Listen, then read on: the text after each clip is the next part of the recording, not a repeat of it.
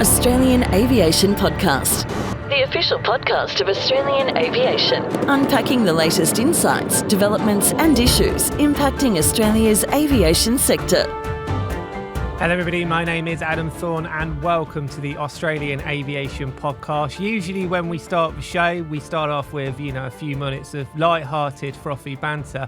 But unfortunately this week I have some very serious news to bring you. You may be aware last week of the tragic death of Val Kilmer, Hollywood legend, and also significantly for us, the death of the first major star from Top Gun. So obviously me as an editor, my instinct was we need to get a story out on this immediately. So I said to Jake, our senior journalist or whatever, drop what you're doing, get on this. And I thought, obviously, as an aviation journalist, I wouldn't even need to say this. I assumed he'd be like, I'm already on it right now.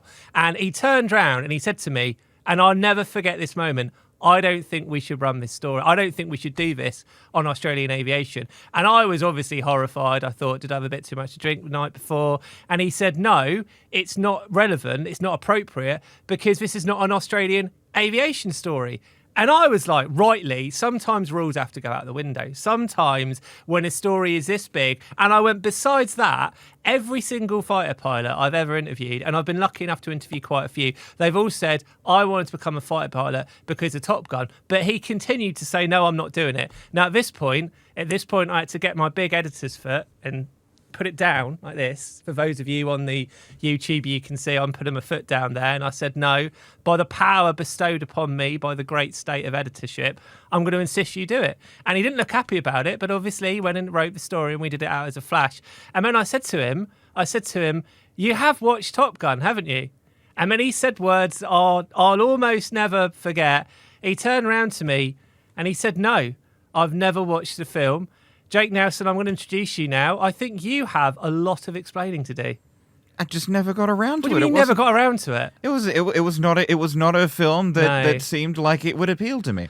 Now, I would say, just like seriously, like obviously if I'd have known this during Jake's interview process, we of course would never have hired him. If I'd have known this during that 6-month probationary period, I would have got a box and just packed his stuff up and like walked him out.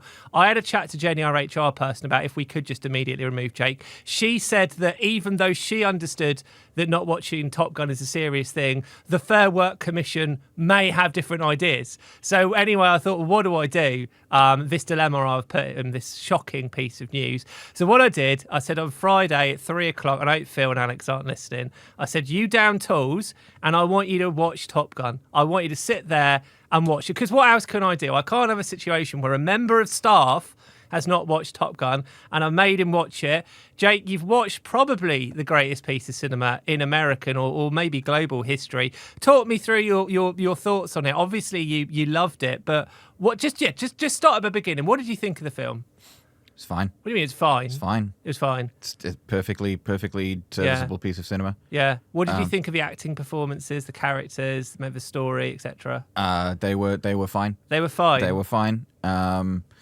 It was hard to follow some of the aerial action sequences because the planes were very similar and going very fast. So could you just say that line again, just so it was hard to tell sometimes in some of the aerial combat sequences what was happening because the planes were very similar and going very fast.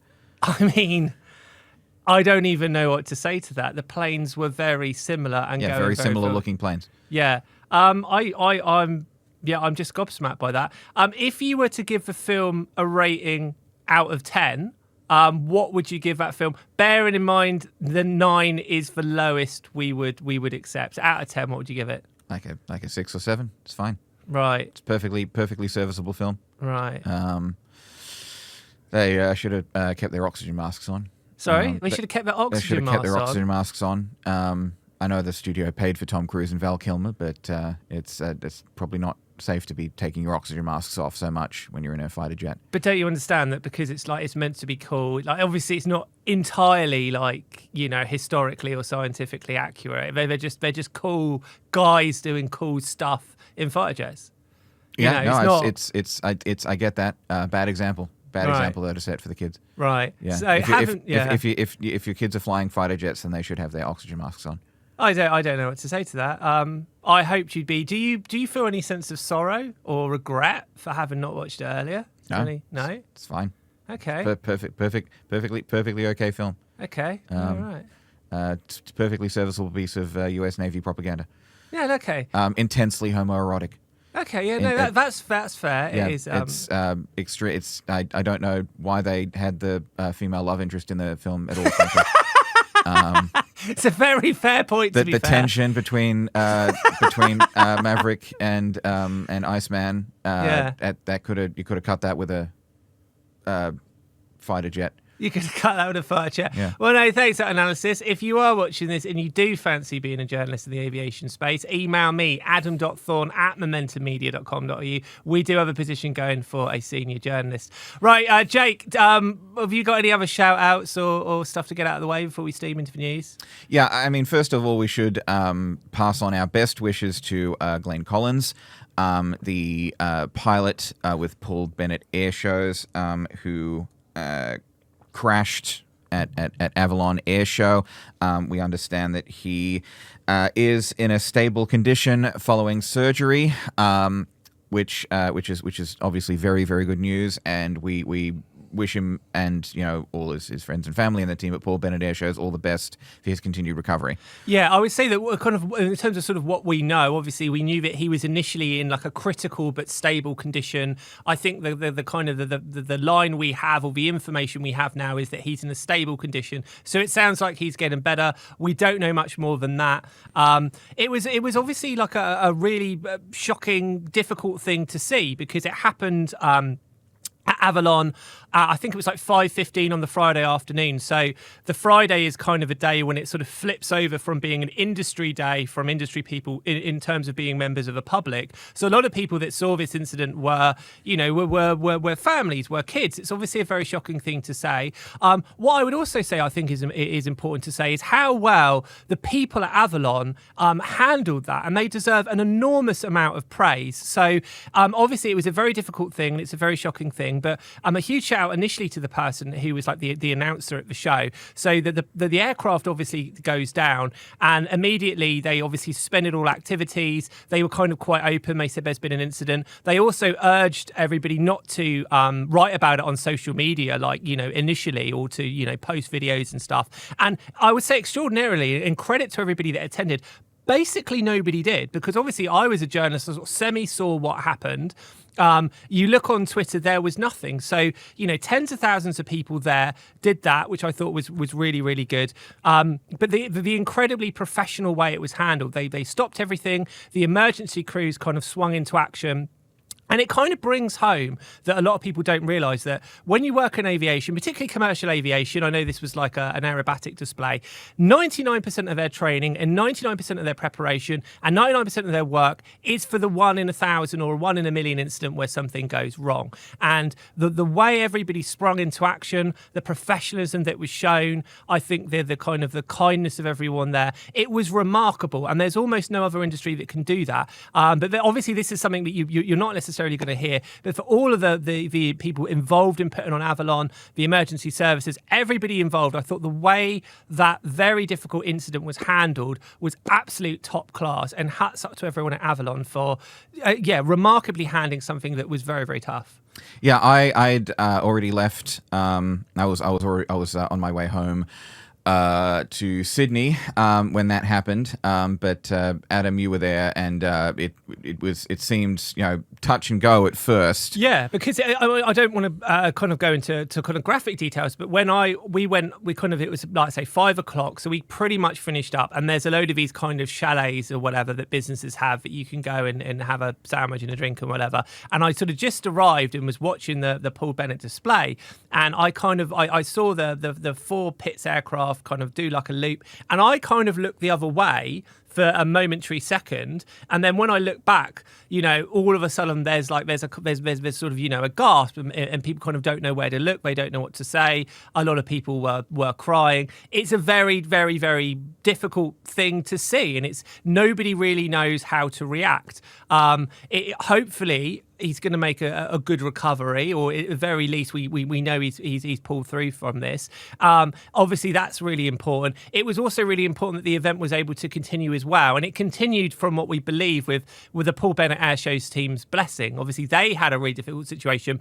We were at the Hunter Valley Air Show, myself and Jordan, who used to work on the show, like a month or two ago. We interviewed Paul Bennett, we interviewed his son, we interviewed everybody involved. Even though it's this huge travelling kind of sort of road show, really, it's also a close-knit team. So they had to deal with the fact that not their colleague, but their mate was in a really serious way. They then had to manage the sort of cons of this and how they get that out to the public. They had to make decisions about whether they fly the next day, etc., etc., etc. So again, they did a very good job in handling it, but it was a very shocking, difficult thing to see, and particularly, I think they made an announcement about an hour later that he was in it was in a critical but stable condition. That they made the announcement that he was still alive, and there was this kind of round of applause that broke out. But certainly prior to that, and it's a shocking thing to say, a lot of people thought they'd saw a man die in front of them, which is obviously not what you expect when you go to an air show. So I say very, very, very difficult situation. But from everybody involved in that and dealing with it, it was an absolute top-class, very professional effort. And as someone that reports on this industry, like, it's absolutely noticed how well everybody did with that. Yeah, phenomenal work from everyone at Avalon and at Paul Bennett Airshows. And once again, we wish Glenn Collins and the Paul Bennett team all the best for Glenn's recovery. Yeah, get well soon, and I'm sure we'll see him back in the skies and the rest of them back in the skies soon. We've had a couple of comments and things on our previous videos as well. Oh God. We've had this was on our video a couple of weeks ago about the airport infrastructure. Adam, you called Sydney Trains grim. Did I? Yeah, you did. What, on the show? On the show, yeah, on air. You called our trains grim. grim. I would say. Yeah, the double decker ones. Are yeah. Well, at Dobe175 says calling Sydney Trains grim in the same breath as calling Stansted and Luton grim either shows a tremendous lack of understanding of the definition of the word grim, or smacks of a lack of range of one's vocabulary, subjective analytical skills, or both. If I hear that kind of misplaced, hyperbolic slandering of our trains again, I shall hop on a plane to Avalon, this was before Avalon, seek you out, startle you, and perhaps even stand uncomfortably close to you both in an awkward foray into your personal space. First of all, at Dope175, I'm on your side. Yeah, okay? To be fair, I love that. I would consider myself told. Yeah. What's his name? At Dope mean 71. At Dope175. Dope175. Well, I consider myself told. You have a full unreserved apology there for my hyperbole. We had on our video from Avalon, at On the Road with John said, I can't work out, are you standing somewhere you shouldn't be? Because Jake is looking all over the place like he's waiting for the feds to come out of nowhere and arrest you. Or he is in a hurry because he is on a promise when he is done. Not sure what you mean by on a promise. It's a family show. Let's move on. But we were standing in front of a couple of big military aircraft. We assumed that we were allowed to be there because nobody came along and stopped us. And my laptop battery was dying. Oh, nice. So we had that. Also, Jordan, our old our colleague Jordan the Great, he has said, such a cool channel. Keep it up, guys. Thanks, Jordan. Yeah, no, thanks, Jordan. Good to know he's still watching. Yep. So Jordan the Great, as we know, left us a few weeks ago to pursue bigger and better things. And we now have our new team member, Jacob the Pending.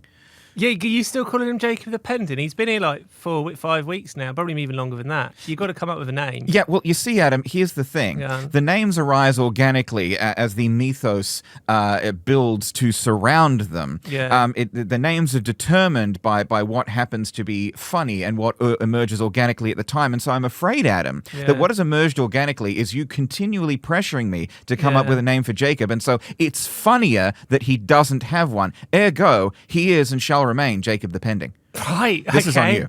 I don't know what to say to that. You're mental.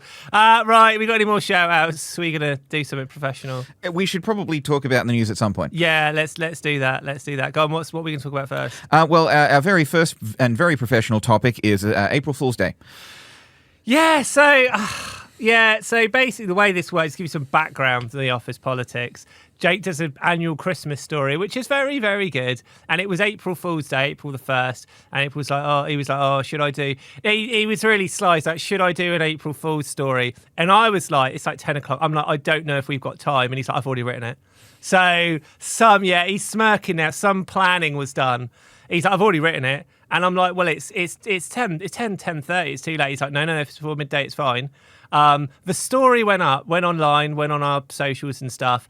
Confusingly, I think it become like our most read story of the month or something. Like, so essentially we've thrown facts out the window, and this is actually like our ratings are like soaring. So I suppose that's all right. We're in a post-truth world, Adam. We certainly are on this show. Can you give us just read out a bit of it, not all of it, but just give people. Well, this was of course the story of the revolutionary new business model of Wombat Groundways. The headline of the story, New Carrier to Revolutionise Australia's Skies from the Ground. Australian Aviation will have a new operator with a twist as a local entrepreneur launches the country's first ground line. Wombat Groundways, the brainchild of maverick businessman Mark Supiel, has announced it will launch services using leased jets on the Golden Triangle from 2026. Uniquely, rather than flying, the carrier will drive its aircraft entirely on the ground, using existing roadway infrastructure. That's the sort of thing that's mad, but I bet there are some idiots that believe that. Well, it's people seem to cotton on pretty quickly. Yeah. Though I think we did have one comment that was like, oh yes, going up against Qantas and Virgin, they'll be bankrupt within a couple of months. And I'm like, that's definitely the main problem that will be faced by Wombat Groundways, which drives its planes on the Hume Highway from Sydney to Melbourne. Yeah, no, it's very good, to be fair. So we've had the Groundways. Have we got any actual news? Just a sort of a quick roundup. Virgin does a gag every year. Oh, yeah. For April Fool's Day. This year, they offered a service where you could check your emotional baggage alongside your regular baggage, which was pretty cute. Yeah. We had a post from Mad Mex saying that they were going to start catering for flights, which would be nice, actually. Mad Mex does some good Mexican. There was also, on the topic of actual news, Emirates made everybody think that they were pulling an April Fool's prank, announcing this new cargo service treating parcels like packages, moving them door to door. But it appears that they are actually doing it. They're using their network to basically bypass these, distribution hubs and things like that to carry packages on their planes and hand them off to local couriers as a service. So basically, previously, like you sent a package, it may go to a distribution centre, then it goes to a plane, the plane lands, then it goes to a distribution centre, and then it goes on to its onward journey. But this is effectively they call it like a door-to-door courier service. So they're calling it Emirates Courier Express. Now, I'm just checking to see if they... checking to see if this actually is real, and I haven't been fooled. But they did have like a very professional looking website, and nowhere on that website did it say April Fool. They also, though, the reason why we thought it might have been an April Fool's joke is because they kind of did some mock-up like images of it, and one of them was an A380 in like a kind of British suburban crescent. And they actually did it in such a way that there was like a kid who was cycling past. It was like looking at why there was a jumbo jet at the end of his drive. Yeah, it's, by all accounts, this does seem to be a real thing because, they even said, oh, you thought we were joking.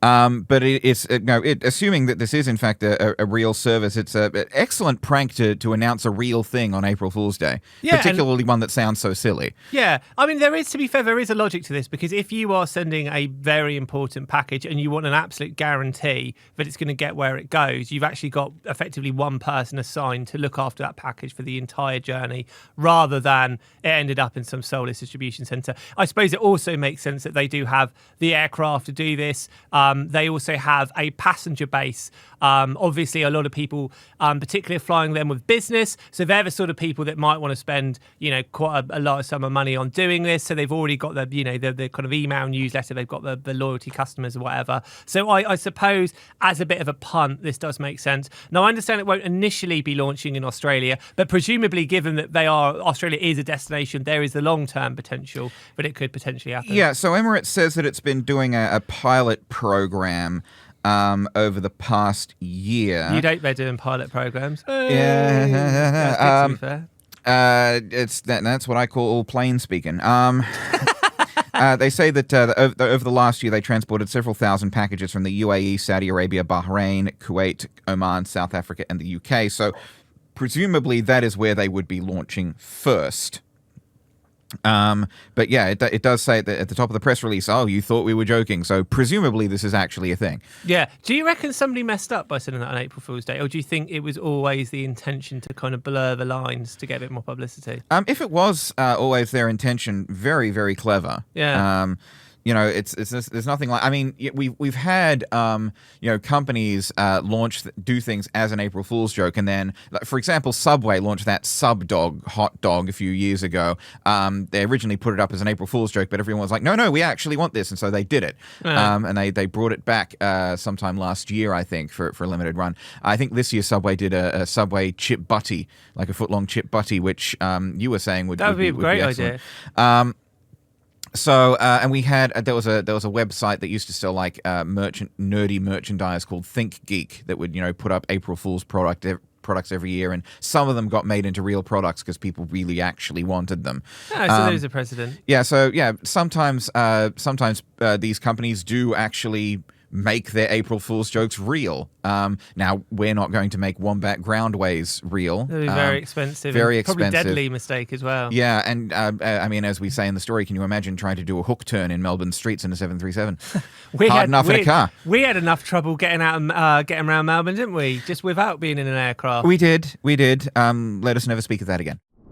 We've talked a lot of nonsense in the first part of this show. We need to attempt professionalism for those small percentage of people that do want to get market intelligence from this. What are we chatting about next? We've had quite a few stories of alleged unruly passengers on flights to and from Australia recently.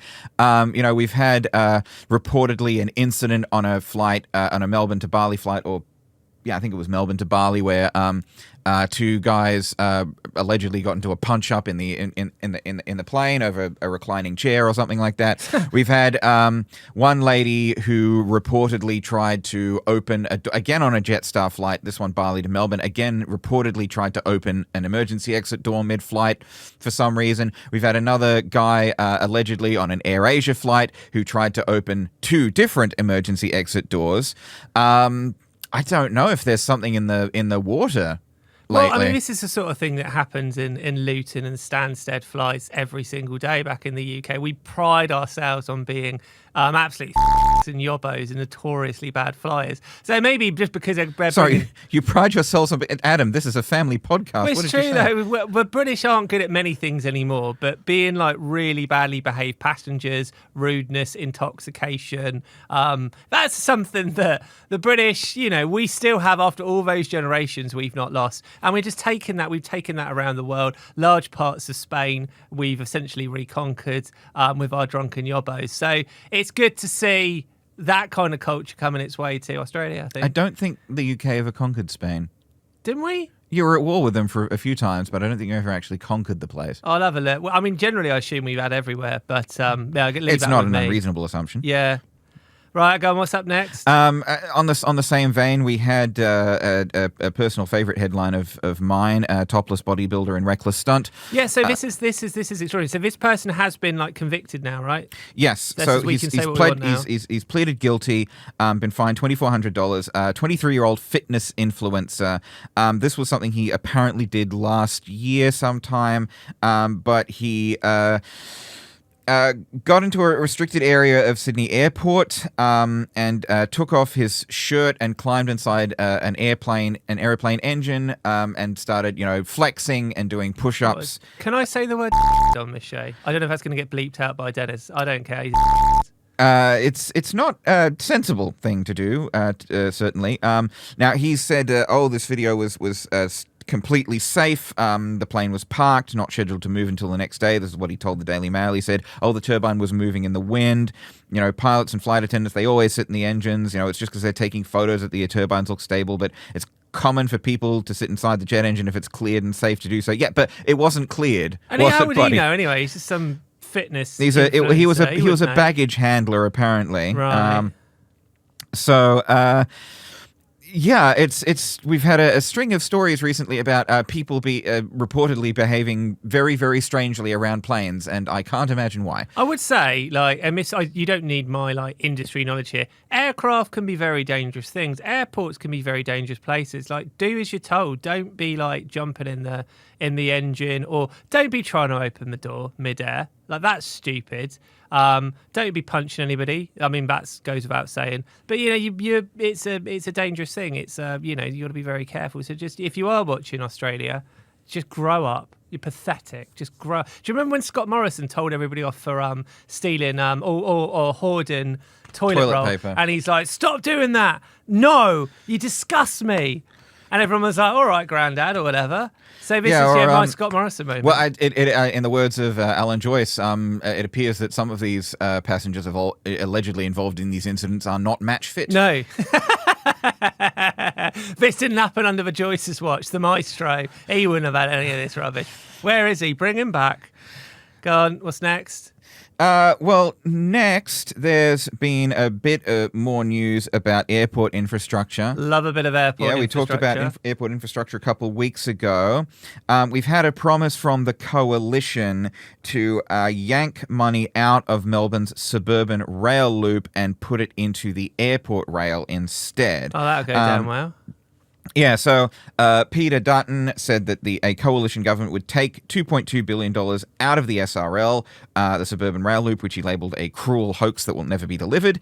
And as if the Melbourne Airport rail link is not a cruel hoax. It's been 50 years, mate. Come on, you're not having that. Also taking out $2 billion for upgrades to Sunshine Station, and instead is going to put $1.5 billion into the airport rail. The Liberal opposition in Victoria, the state opposition, has said, yes, we will also do that. Now, Anthony Albanese and the Victorian Labor governments have both sort of poo-pooed this idea. Albanese, the Prime Minister, said... these upgrades to Sunshine Station are part of the airport rail link. Yeah. The airport rail link is going to connect to the main Melbourne rail network at Sunshine Station. So yanking $2 billion out of these upgrades to Sunshine Station does not make sense. So what he's basically saying is you don't know what you're doing, you're not allowed to this. Exactly.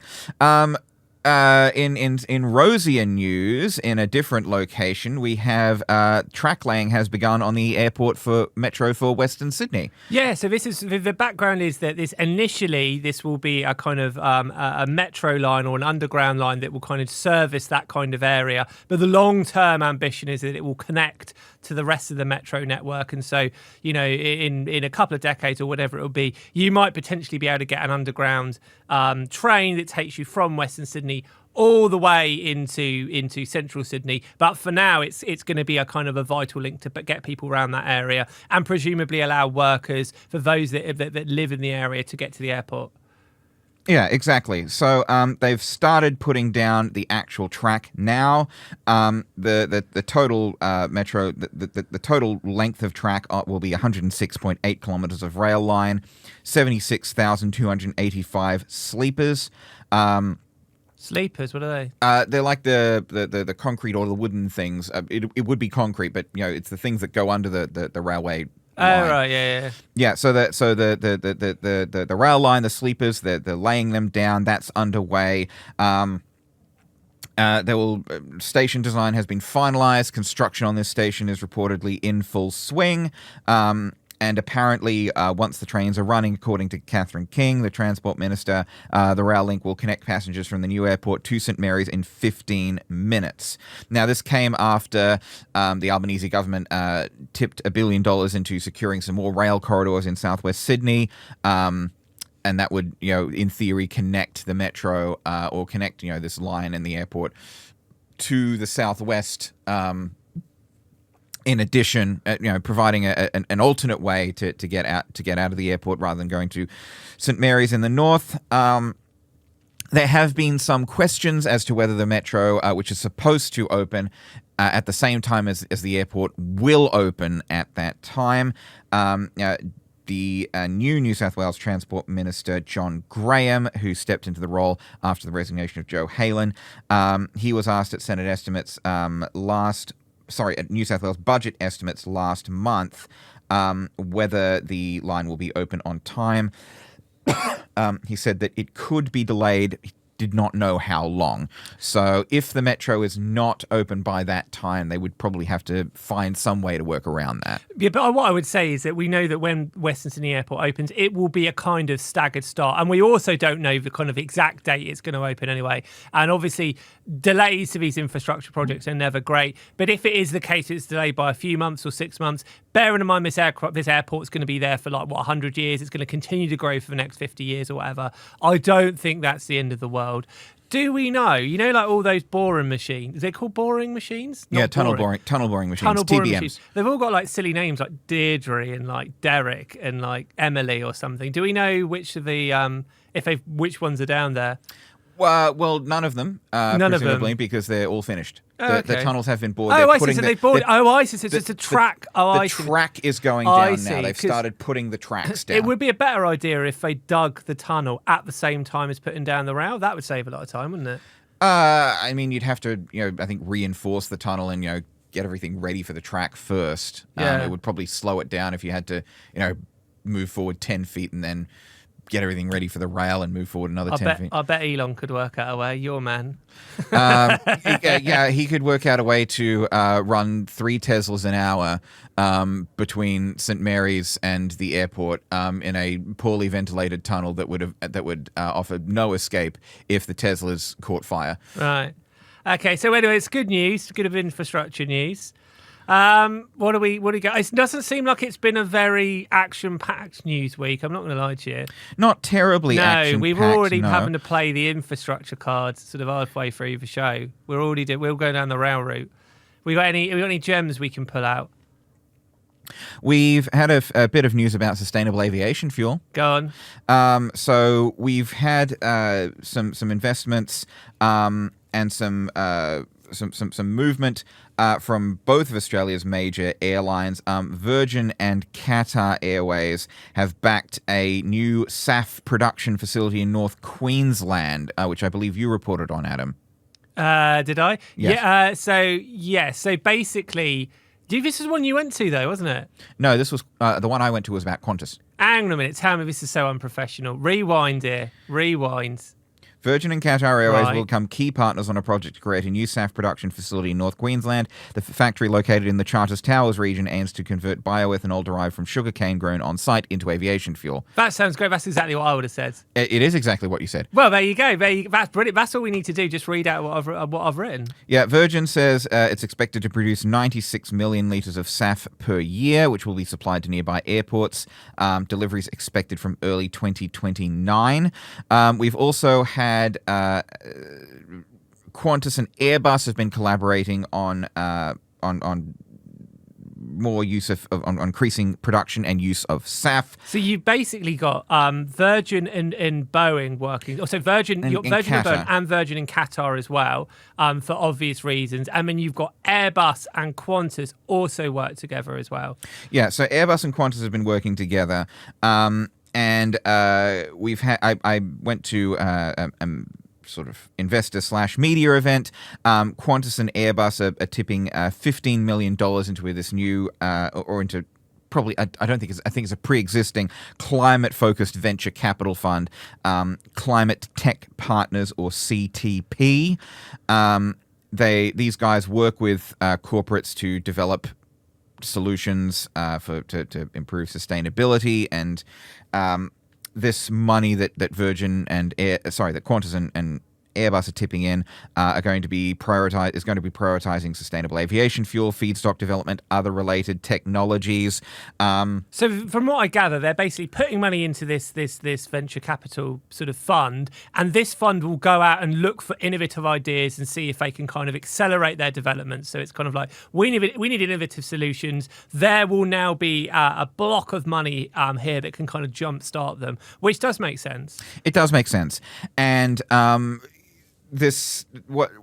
the event, Julie Kitcher, who is the Chief Sustainability Officer for Airbus, was saying this is not just about reducing emissions. This is also about having sovereign SAF production in Australia, so don't have to import the fuel, can produce a whole bunch of sustainable aviation fuel on the ground domestically in Australia that can fuel Australia's aircraft.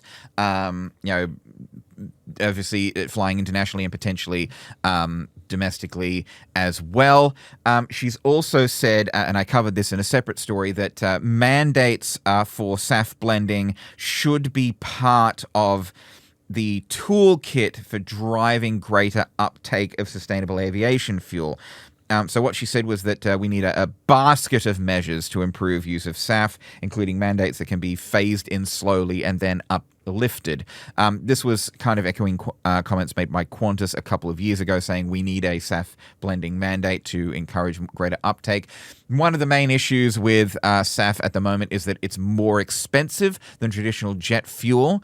But the problem is, sorry to interrupt you there, one of the reasons it's more expensive is because we're not making enough of it. Yes. And basically, if you want to bring the price down, you need to make this stuff at scale. And then obviously then it has the potential, like long term, if you really invest in it, to be the same price or less as traditional fuel. It was in a very interesting point. I think I put this in the story when I wrote it up. Alan Joyce, the maestro, for all his many faults, was really, really big on advocating for this, like 3 or 4 years ago.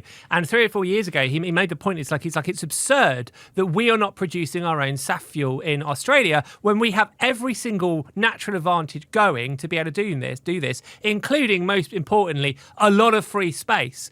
And he made the point that Australians are incredibly competitive. And he's like, if you made this a World Cup, then Australia would want to win it. And this is an area where Australia has a potential to be a world leader in this, not only in being able to produce enough SAF fuel for our own airlines and for our own industry, but potentially then be able to export it around the world as well. So I would say that since he's made those comments, there is a genuine effort made by airlines, by the industry, by plane makers to do something about it. But they also do need government help as well. I think it's all very well and good saying we're going to mandate people, we're going to force them to do this. If it's uneconomical, that's just going to result in higher prices for passengers, which I think is quite undemocratic. But it's hard for those the plane makers and for the airlines to necessarily say it loudly, but they do need some kind of government help to kind of kickstart this, because ultimately, whatever people can say about aviation, they have to turn a profit. And ultimately, at the moment,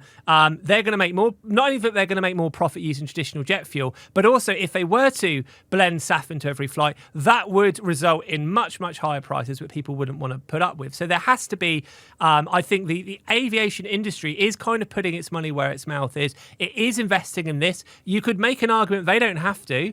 It's not, it's not necessarily in their interest in terms of making money, that they are genuinely trying to do something. But you do need more of a global effort as well, not just from Australian governments, but from everywhere else in the world. And whatever you think about sustainability, it makes sense for energy security to have more sources of fuel and to be able to produce more of this stuff. Yeah, I mean, as Julie Kitcher said, ultimately a lot of it comes down to economies of scale. If you can produce enough SAF, then that will bring down the price. She said, fuel suppliers have to have that visibility of demand and uptake agreements to give security for their investments. They also need production incentives, so they have the opportunity to invest and ramp up production in their facilities. We need to work on both sides, supply and demand, to get the ball rolling on SAF. There was also some discussion there of, potential other future technologies. She said that SAF basically is a technology for today. It's a technology for right now. It can be done a lot more easily than things like hydrogen. Airbus is also working on hydrogen electric powered aircraft and looking at things like power to liquid, so creating hydrogen through electrolysis to use in fuel cells and things like that. But SAF is one of the big levers that we have right now to decarbonize and reduce emissions. And for those of you that aren't aware, the way it kind of works now is that they get these SAFs, or sustainable aviation fuels, and they blend it with traditional fuel. So maybe it's kind of like 30% of the fuel is SAF. But this isn't something of the future. This is happening happening right now. I think Qantas have been using it for a number of years. So they've obviously been kind of buying it in. It's happening in flights all around the world. We've also seen kind of experimental flights of 100% SAF-fueled flights. I think Virgin Atlantic, maybe 4 years ago or 3 or 4 years ago, did the first kind of 100% SAF transatlantic it was like a year or two ago, I think. Yeah, it was. But we're seeing more and more of these things happen. So the technology is there. It works. It can happen. It's purely about the price. Things such as hydrogen in the future may or may not work, but they've got a lot of very clever people that are trying to kind of iron out the flaws. We also have a move to electric vertical takeoff and landing vehicles, or eVTOLs, or eVTOLs, whatever. We've got to move towards that, but even so, that's a number of years off, and that would be something that would be for shorter flights. It wouldn't necessarily replace your long haul kind of aircraft, so that might be in addition to that. So the technology's there. You've got plane makers in particular, engine manufacturers, throwing hundreds of millions of dollars at trying to sort this out. But SAF, like they say, if we had the means, if we had enough of this stuff, we could just immediately do it all straight away. So in terms of fixing this kind of environmental issue, and the issue is essentially going to be that other industries are going to decarbonise easier than aviation. And even though aviation is a small percentage of our total emissions, that percentage will go up. So effectively, the kind of the PR or the comms on aviation is going to get worse and worse and worse. If you want to immediately make a difference, this is the way to do it. Rant over. And what Julie Kitcher said as well is that if we want to achieve 10% SAF by 2030 around the world, it means 34 million tons. But the longer we go on, the harder it will be, because 10% SAF in 2035 is 74 million tons. So the growth is exponential. Yeah. So the sooner we can start getting more SAF into planes and start incorporating SAF along the aviation supply chain, the more likely it will be that we can get to net zero by 2050 quicker and get that uptake of SAF more and more normalized more quickly. I completely agree. So it has been a quietish couple of weeks for news. We've done trains, we've done SAF, we've done other such things. Have we got a story or two to finish up? Yeah, a bit of a coda to the Virgin Qatar Airways saga. That is done and dusted. Yeah. The ACCC has given the final sign-off for the Doha flights. They have the rubber stamp. These Virgin Airways flights, these Virgin Australia flights with Qatar Airways wet leased planes will be going ahead, and Virgin has been putting out all these news releases about what that means for your velocity frequent flyer points, lounge access, things like that. But you will be able to be flying with Virgin Australia on its first wide-body international flights in quite some time, starting, I think, in June. Yeah, which will be a really big moment. So effectively now we've got Virgin back in the game at doing kind of proper long-haul travel, back in the game of having 777s. I think I spoke a few weeks ago on the show, or I wrote about it in the Australian Aviation magazine, that there is the potential that they could get one of their old 777s back. Essentially, they had, I think, 4 or 5 leased 777s. One of them ended up making its way to Qatar. That one could eventually come back. But yeah, it's Virgin dipping its toe into the waters of long-haul flying again. Also, it does seem that whatever's happened kind of behind the scenes, because there's a lot of negotiation, you would imagine, between governments and between the airline and industry groups. Again, Jane Halitka has done a very good job of deftly navigating the politics of this situation and getting this all across the line. We got, I think 2 weeks ago, it was the final sign-off from the ACCC. They'd already said in like an initial determination that, yeah, we don't really see any problem with it. So it was kind of a formality. But nonetheless, this means that if you book a flight now, you are 100% guaranteed that it is going to happen. Yeah. I mean, within the parameters of... Yeah, I mean, if it's bad weather, don't like sue me. I'm not interested. Yes, and the flight numbers, by the way, for the curious, the long-haul international services operated by Qatar for Virgin departing from Brisbane, Sydney, Perth and Melbourne to Doha will be flight numbers VA1 to VA29. Oh, so they're going for VA1? VA1 to VA29. Take that, Qantas. Ridiculous one. And congratulations again, by the way, to Virgin. We mentioned this at Avalon, but we did not have the award. Virgin Australia, once again, the most reliable airline with the third consecutive Huey Award in February, I believe it was. So we have the Huey Award here. Did not even need to change the label because we can't give it Virgin. to them again. They've had it 3 times now. Well, if they continue to be the most reliable airline, Adam, then yes, we do have to. Oh, God, you and your integrity, eh? You and your integrity. All right, that's probably about all we've got time for. Is there anything else at all? Any little bits and pieces? No, that about covers it, Adam. I think we've covered off most of the week's news, or at least most of the week's news that's fit to podcast about. Fit to podcast about. Actually, a couple of sort of internal announcements. I think in the next few weeks, or very, very soon, we're going to be formally launching the Australian Aviation Awards, so keep your eye out for that. Very exciting. When it does launch, go and have a look at all the categories you can enter. We're going to have categories for groups or organisations. We're going to have categories for individuals. Any tips for entering, obviously, is decided by the judges. But the more detail you can go into your application, the better. Obviously, we're not literally next to you all year for your career. So the more evidence you can give of your achievements, the stronger case you can make, the better chance you've got of impressing those judges. So it is worth putting some time into it. We also, for those that work in the wider aerospace industry, we have the Australian Space Summit coming up at the end of May. And we have lots of exciting headliners there, including Space Centre Australia, their CEO James Palmer, and their chairman Scott Morrison, the same one that used to be Prime Minister, same one we talked about earlier, actually. How many Scott Morrisons do we know? Well, there you go. There you go. We've also got representatives from NASA who's coming down. We've got their CTO, their Chief Technological Officer, whatever it is. They're basically the person who is in charge of working with industry, so working with industry groups. So he will be able to give you some insight on, how to deal with NASA, how to make those kind of negotiations take place. We've got representatives from JAXA. We've got lots of representatives from the defence side in terms of Australia Space. Anyone's going to be there. It's a fantastic, even if you're not directly involved in space, it's a brilliant contact making opportunity. Particularly if you are kind of a startup or a smaller organisation in aviation, you want to meet like-minded, clever people. It's a really, really cool thing to come down to. And I say there's plenty of crossover with aviation as well. So I don't even know what the long website is, but go to Google, Australian Space Summit 2025. It will come up there. Right, that's about it, isn't it? I just Googled, is that what On a Promise means? John, this is a family YouTube channel. How dare you? God. Oh, God. Right. On that note, I'm going to wrap things up and end this nonsense. Jake, thank you very much for joining us. Thank you, Adam. Thank you very much for listening and watching. We will be back, God willing, at the same time next week. But for now, from me and Jake, goodbye. Goodbye.